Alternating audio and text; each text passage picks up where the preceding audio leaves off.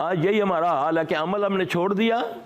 یہ بات دونوں حدیثیں سنانے کا مطلب یہ ہے کہ اس میں گھمنڈ ہم کر بیٹھے ہیں کہ ہم نے لا الہ الا اللہ پڑھ لیا، جو مرضی کرتے پھریں ہمارے اوپر جنت۔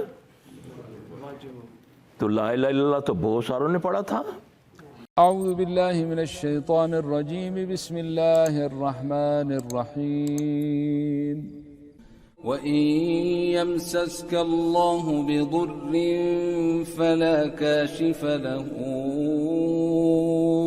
إِلَّا هُوَ وَإِن يُرِدْكَ بِخَيْرٍ فَلَا رَادَّ لِفَضْلِهِ يُصِيبُ بِهِ مَن يَشَاءُ مِنْ عِبَادِهِ وَهُوَ الْغَفُورُ الرَّحِيمُ۔ عبداللہ بن ابی نے بھی پڑھا تھا، وہ منافقوں کا سردار تھا، وہ بھی لا الہ الا اللہ محمد رسول اللہ پڑھتا تھا۔ اصل لا الہ الا اللہ کو سمجھنا ہے ہم نے، اور یہ ہمارا ملک بھی لا الہ الا اللہ پر بنا ہے۔ یہ دو ہی ملک ایسے ہیں دنیا میں جو نظریاتی طور پر واضح وجود میں آئے ہیں، ایک ہے اسرائیل، دوسرا ہے پاکستان، جو کہ ایک بنیاد ہے۔ اس کی بنیاد کیا ہے؟ لا الہ الا اللہ۔ تو ہماری بد نصیبی یہ ہے کہ ہم بچوں کو جب کلمہ سکھاتے ہیں نا تو کفر والی کلمے سکھاتے ہیں۔ کون سا؟ لا الہ، آگے نہیں سکھاتے، اس کو کیا سکھاتے ہیں؟ لا الہ لا الہ لا الہ۔ یہ کفر کا کلمہ ہے جب تک الا اللہ نہ کہو، یعنی کہ کوئی الہ نہیں، کوئی الہ نہیں، کوئی الہ نہیں مگر جب الا اللہ کہو گے پھر ایمان بنے گا نا۔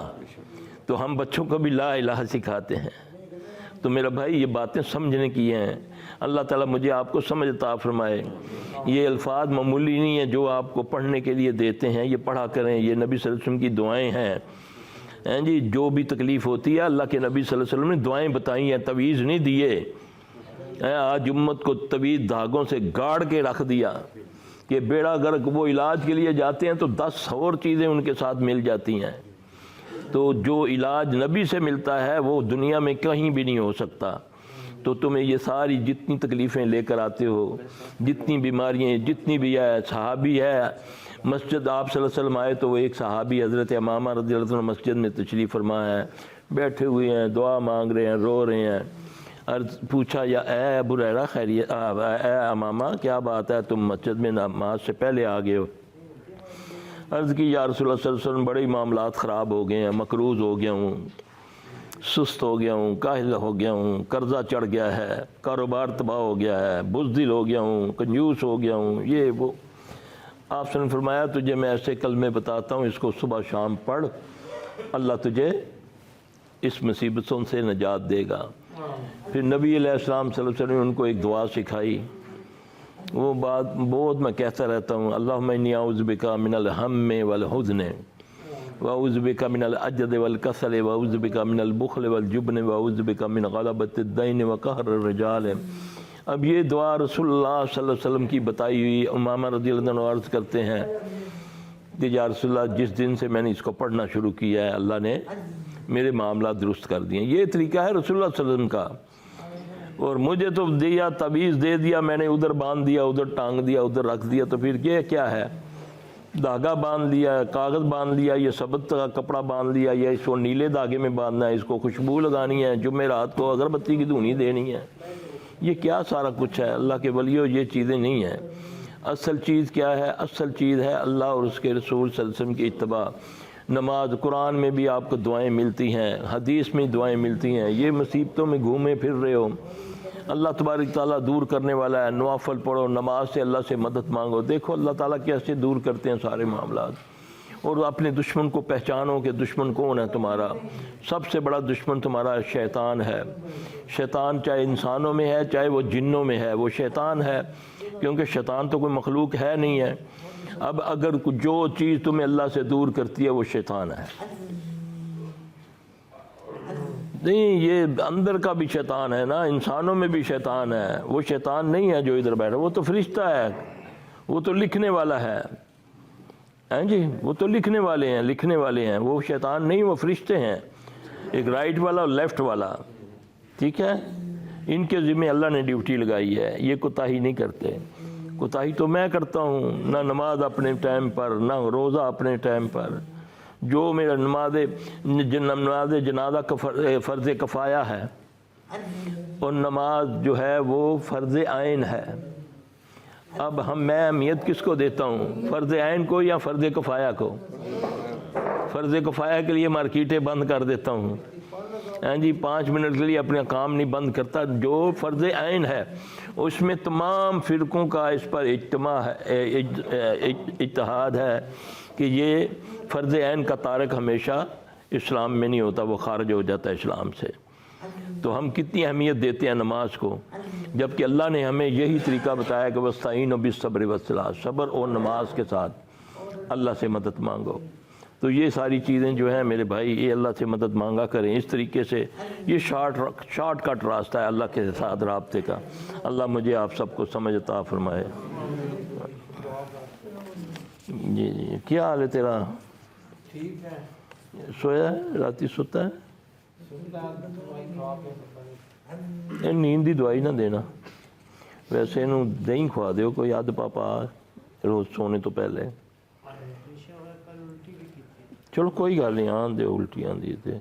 یہ کیسے ہیں آپ لوگ؟ جی دن ب دن بگڑ رہا ہے۔ گاڑی اپنی میں آئے ہیں؟ نہیں جی، ہاں جی، نہیں آ رہی؟ اس دن آپ لاہور گئے ہوئے تھے، اس دن ہم گاڑی میں اپنی میں آئے ہیں، اچھا، لیکن ٹھیک رہے ہیں راستے؟ شکر ہے کہ پہنچ گئے اور واپس بھی گئے، الحمدللہ۔ راستے میں بہت پریشانی کی، اچھا، لیکن آج کل پھر 25 تاریخ سے 5 تاریخ سے لے کر کل 25 تاریخ تک، کل تک کئی دفعہ آنے کی کوشش کی لیکن نہیں آنے دیا۔ کوئی بات نہیں، کوئی نہیں کل ہے، بھی جب بس پہ بیٹھنے لگے تھے تو اس کی حالت خراب ہو گئی تھی، ٹھیک۔ کہتا نہیں جانا۔ ابھی بھی سیلفی ہاؤس سے بھاگ گیا تھا، کہتا میں نے نہیں جانا۔ اس کا کہتے ہیں N D P D R کی؟ اور ہر وقت جے ماں کالی ماتا کی جے، جے کالی ماتا کی جے کر۔ اعوذ باللہ من الشیطان الرجیم، اعوذ باللہ من الشیطان الرجیم، اعوذ باللہ۔ یہ آپ نہ دہرائیں، ہاں جی، بس آپ بتانے کے بعد دہرائیں نہیں آپ نا۔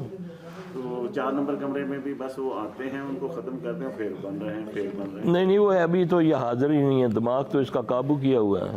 اچھا جی، اس کا کوئی بہت لوگ مجبور بیٹھے ہیں، لیکن کیا رہتا ہے اس کا؟ کیا تو ابھی تو علاج شروع ہوا ہے، یہ تو گند ہے، پتہ نہیں کب اترے گا۔ اچھا اچھا، ہاں، یہ اس میں جلدی کوئی نہیں۔ ٹھیک ہے یہ آپ ذہن میں رکھیں کہ اللہ جب فرماتے ہیں نا کہ وَاسْتَعِینُوا بِالصَّبْرِ وَالصَّلَاةِ، جی، وہ ساری قوتوں کا مالک، کن کہہ کر ساری کائنات کو بنانے والا، وہ مجھے آپ کو کہہ رہا ہے کہ تم نے مجھ سے مدد چاہنی ہے تو 2 کام تو کرے گا، وَاسْتَعِینُوا بِالصَّبْرِ وَالصَّلَاةِ۔ ہمارا یہ کام تب بگڑتا ہے، ہم جن لوگوں کو یہ تکلیفیں ہیں نا، چاہے جادو ہے، چاہے جن ہے یا کوئی بھی، تو ان کے نزدیک ایک کنسپٹ بنا ہوا ہے، بنایا گیا نا، کہ ایک تو یہ چھو کرنے سے ٹھیک ہو جاتا ہے، دوسرا یہ جو ہے نا یہ مفت ہونا چاہیے، جو پیسے لے لے کیونکہ اس کے باپ کی کانیں ہیں سونے کی، جی، پھر یہ فراڈ کرتے ہیں تم سے۔ نہیں جی، پیسے نہیں لیندے سرکار، ویسے زعفران مگاندے 2 تولے زعفران، کیونکہ انہوں نے تعویذ لکھنا ہوتا ہے، وہ اس طریقے سے لیتے ہیں۔ کبھی سوچو کیا اسلام میں ہے اگر کوئی جو یہ علاج کرتا ہے؟ میں نالج دے رہا ہوں آپ کو، ہم تو ایسے ہی فلسفے جھاڑتے رہتے ہیں، پی ایچ ڈی کی ہوئی ہیں اسلام کے بارے میں، اتنا سا پتہ نہیں ہمیں ہوتا۔